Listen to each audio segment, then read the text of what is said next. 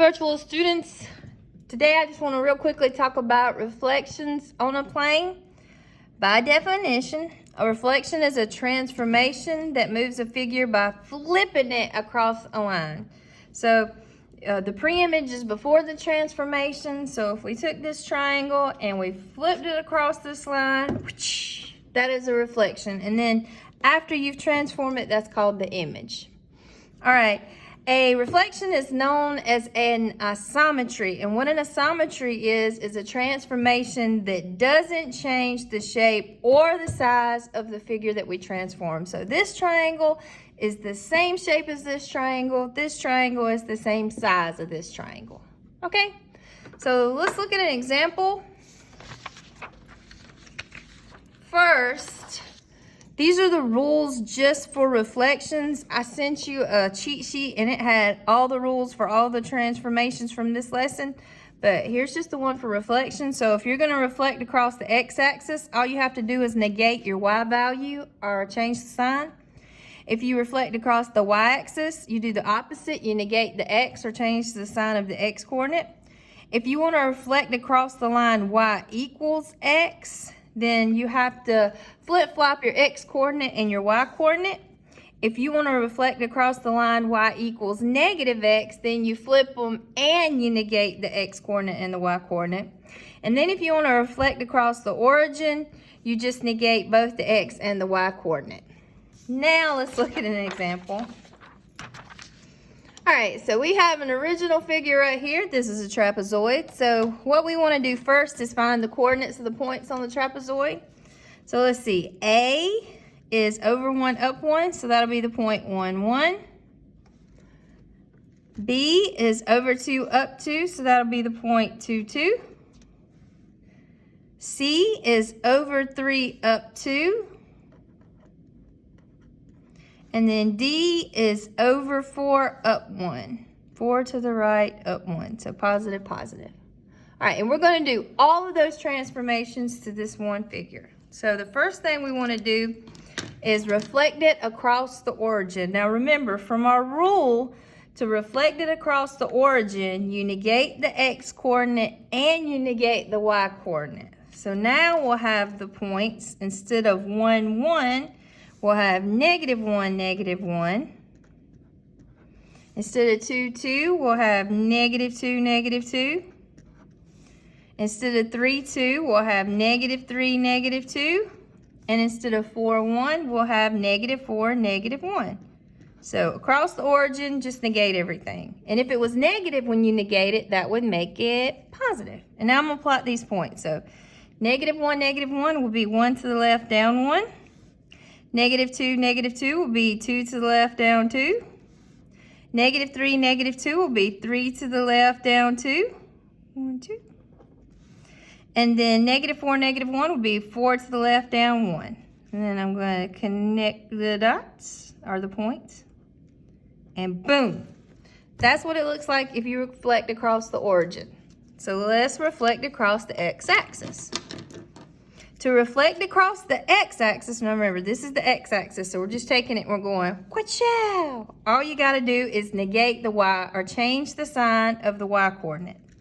So instead of 1, 1, you'll have 1, negative 1. And instead of 2, 2, you'll have 2, negative 2. Instead of 3, 2, we'll have 3, negative 2. Instead of 4, 1, you'll have 4, negative 1. And now I'm going to plot those points. So 1 to the right, down 1.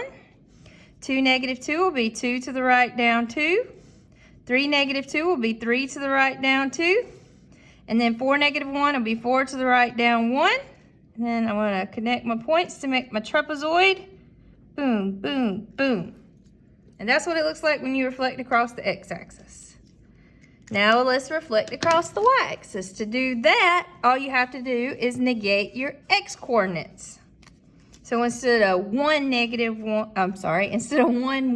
it'll be negative 1, 1. It's like what you just did, except instead of the y, you do the x. So instead of 2, 2, it'll be negative 2, 2. Instead of 3, 2, it'll be negative 3, 2.